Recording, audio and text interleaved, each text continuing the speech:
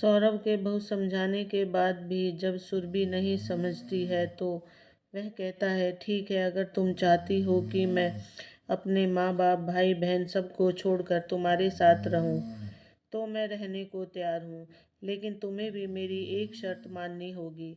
और वह शर्त क्या है? सौरभ सुरभि पूछती है।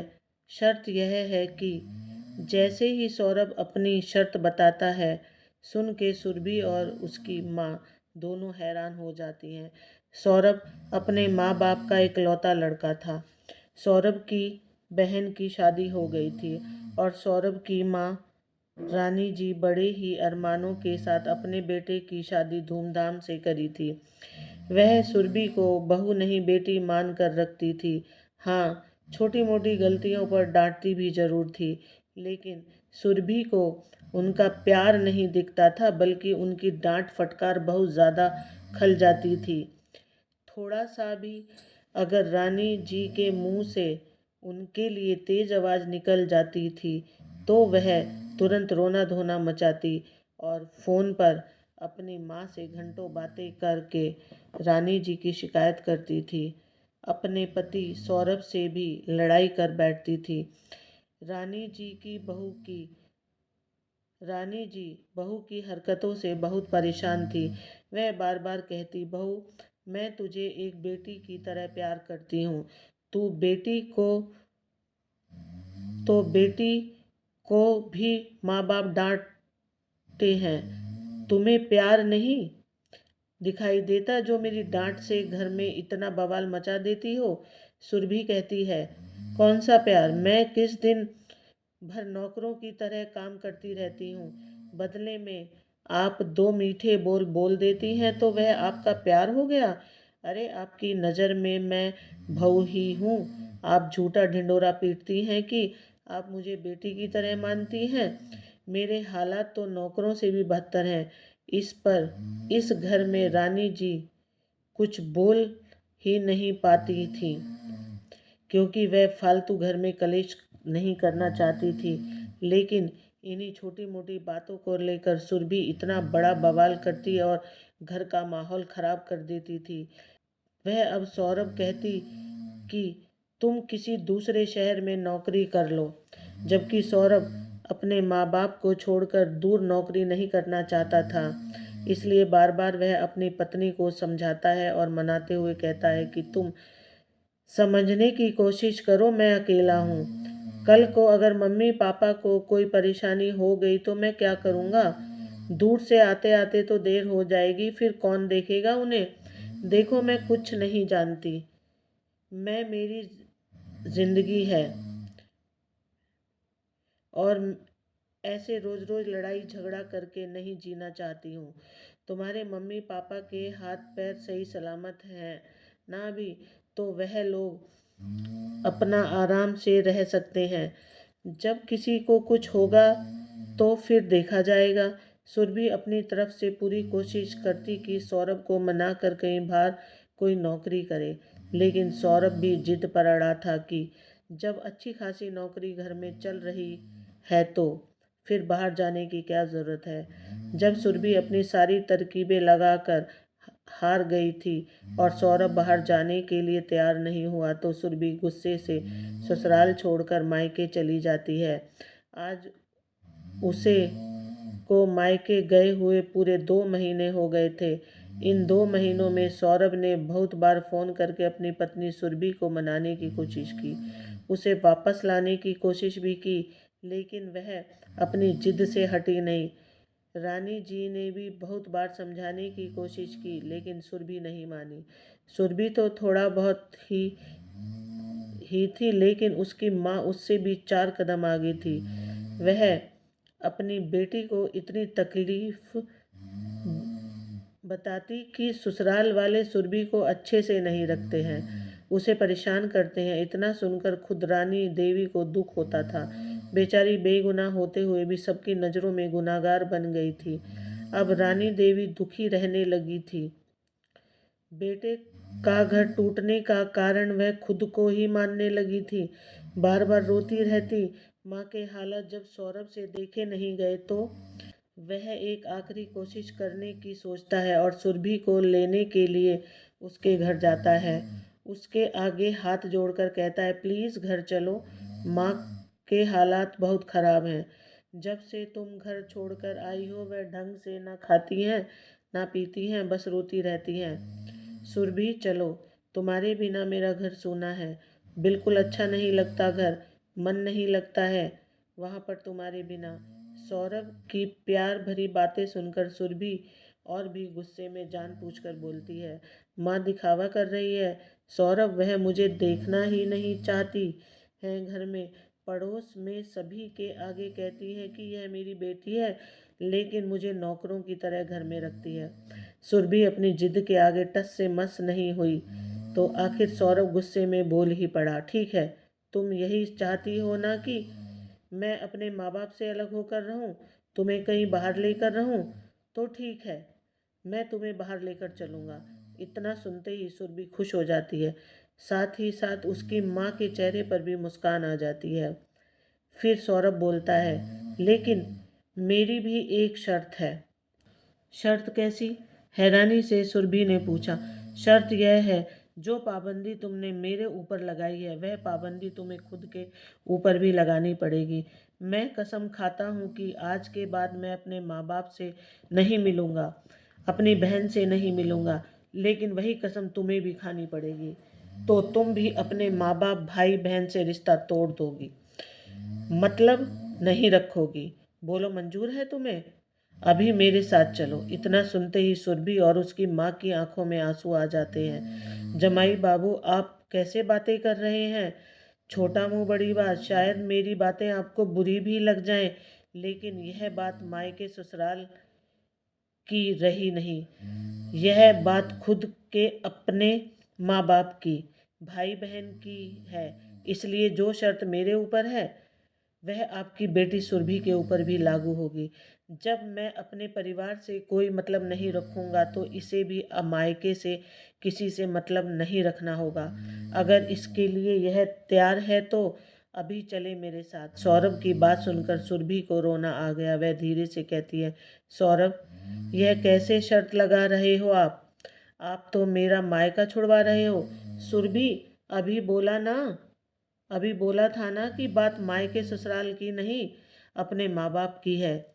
और अब लोग चाहे मायके के हों या ससुराल के हों, माँ बाप तो माँ बाप होते हैं। अगर तुम तैयार हो तो आधे घंटे का टाइम देता हूँ, फटाफट अपने कपड़े उठाओ और चलो। सुरभि सौरभ के आगे रोने लगती है, नहीं सौरभ नहीं, मैं ना आपको छोड़ सकती हूँ और ना ही अपने माँ बाप को छोड़ सकती हूँ। हो, यह शर्त कैसी शर्त रख दी आपने मेरे आगे? दामाद जी, क्या कर रहे हो आप? बेटी के लिए तो माँ का दुख सुख का साथी होता है। अगर बेटी अपने माँ बाप को ही छोड़ देगी तो फिर क्या रह जाएगा उसके बात करने के लिए? यही बात जब अपने ऊपर आ रही है तो आपको बुरी लग रही है। अपनी तड़प और बेटी की तड़प दिखाई दे रही है, और वही तड़प जो आपकी है वही तड़प मेरी माँ की है और मेरी भी है। यह बात आपको क्यों नहीं समझ आई? मुझे आपसे ऐसी उम्मीद नहीं थी। सुरभि को समझाने की बजाय आप उसके नाजायज़ मांग को बढ़ावा दे रही हैं। जब मैं अपने माँ बाप को छोड़ सकता हूँ तो भला यह क्यों नहीं छोड़ सकती? एक बात और, अगर कल को आपकी बहू भी यह जिद ठान ले और आपके बेटे को लेकर कहीं और चली जाए तो फिर कैसा लगेगा आपको? एक बार अपने ऊपर लेकर सोचना, फिर शायद आपको मेरे माँ बाप की तकलीफ समझ में आएगी। सुरभि, अब 5 मिनट हैं, तुम्हें उठना है, चलना है तो चलो, नहीं तो मैं तुम्हें छोड़ देता हूँ। सुरभि लगातार रोती जा रही थी, पर अब शोर उसकी एक बात भी सुनने को तैयार नहीं था। सुरभि का रोना देखा सौरभ को गुस्सा आ गया और वह खड़े होते हुए बोला, बस, मैं समझ गया, कहने में और करने में बहुत अंतर होता है। खुद के माँ बाप को छोड़ने में तुम्हें दिक्कत हो रही है, लेकिन मेरे माँ बाप को छुड़वाने में तुम्हें जरा भी संकोच नहीं हो रहा। तो मेरी भी बात सुन लो। जब तुम अपने माँ बाप को नहीं छोड़ सकती हो तो भला मैं कैसे छोड़ सकता हूँ? इसलिए मैं जा रहा हूँ अपने माँ बाप के पास। अगर तुम्हें मेरे साथ रहना है तो कल सुबह चुपचाप घर चली आना, नहीं तो उसके अगले दिन तलाक के पेपर मैं भिजवा दूंगा। फिर आराम से पूरी ज़िंदगी अपने माँ बाप के पास रहना। बिल्कुल भी दखलंदाजी नहीं करूँगा, ना फ़ोन करूँगा, ना आना जाना करूँगा, और ना ही कोई मतलब रहेगा। अब तुम्हारा फैसला तुम्हारे हाथ में है। सोच समझकर फैसला कर लेना। तुम्हारे पास कल सुबह तक का टाइम है। कहते हुए सौरभ गुस्से से अपने घर वापस चला जाता है। अब सुरभि का रो रो कर बुरा हाल था। यह तो सारा पासा ही पलट गया। माँ बेटी रोए जा रही थी।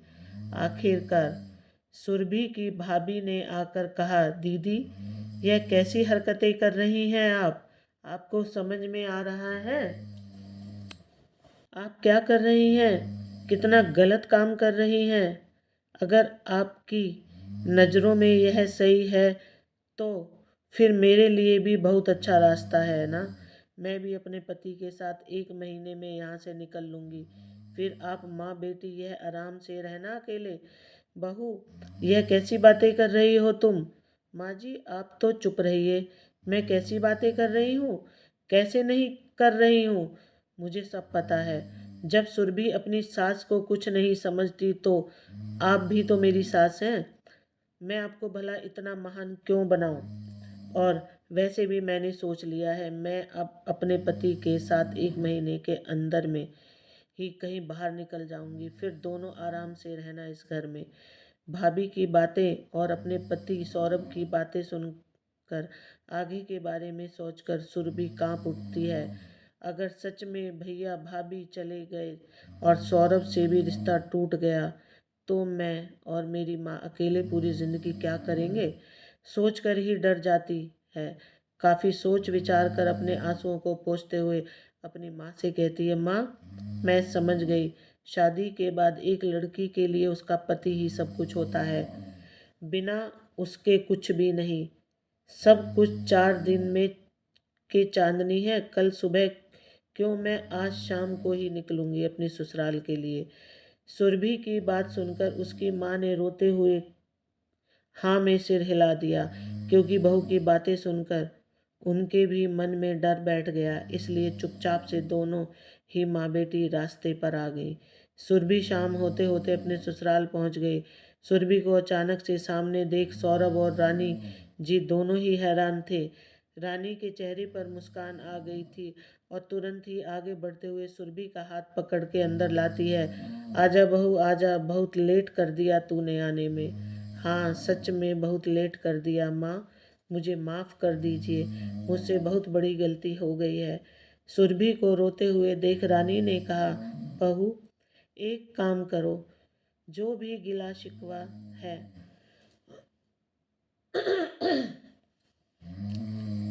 सब चौखट के बाहर ही छोड़ दो और इस घर में तुम इस घर की बहू बनकर आओ। पिछली बातों का कोई याद नहीं करेगा, ना ही कोई जिक्र करेगा। बहुत दिनों बाद मेरे घर में खुशियाँ आई हैं। कहते हुए रानी सुरभि का हाथ पकड़कर अंदर ले आती है। सौरभ चुपचाप बैठा मोबाइल देखता रहा। उसने नज़र उठाकर सुरभि को देखा ही नहीं। सुरभि सौरभ को देखती रहती है। सौरभ की बेरुखी देख सुरभि रोने लगी। सौरभ के पास जाकर कहती है, प्लीज़ मुझे माफ़ कर दीजिए। मैं कुछ देर के लिए बहक गई थी, लेकिन अब गलती से भी ऐसी गलती नहीं करूँगी। एक आखिरी बार मुझे माफ़ कर दीजिए, कहते हुए रोने लगी। सौरभ ने अपनी माँ की ओर देखा। रानी जी मुस्कुराते हुए सौरभ को सब कुछ भूल जाने के लिए कहती है। सौरभ भी पिछले 4-5 महीने से बहुत ज़्यादा तनाव झेल रहा था, इसलिए वह आगे अब कुछ नहीं करना चाहता था। इसलिए मुस्कुराते हुए सुरभि को उठाया और कहा, सुरभि तुम्हें क्या लगता है कि मैं तुम्हारे बिना चैन से रह पाता था? तो मेरी पत्नी हो। पति के बिना पत्नी और पत्नी के बिना पति कैसा रहता है, यह बताना बहुत मुश्किल होता है। तुम्हें अपनी गलती का एहसास हो गया, यह बहुत बड़ी बात है। अब तुम अपने घर में हो, जाकर अपनी जिम्मेदारियां संभालो। सौरभ की बात सुन सुरभि अपने पति सौरभ के गले लग कर रो पड़ती है। रानी जी मुस्कुराते हुए वहाँ से चली जाती है। माँ की मुस्कुराहट देख, माँ की खुशी देख, सौरभ के चेहरे पर भी मुस्कुराहट आ जाती है। तो दोस्तों, यह थी आज की कहानी। दोनों ही पक्ष जरूरी हैं, जितना मायका जरूरी है उतना ससुराल भी जरूरी है। यह बात सबको समझनी चाहिए। कैसी लगी आपको यह कहानी मुझे कमेंट सेक्शन में ज़रूर बताएं। राधे राधे।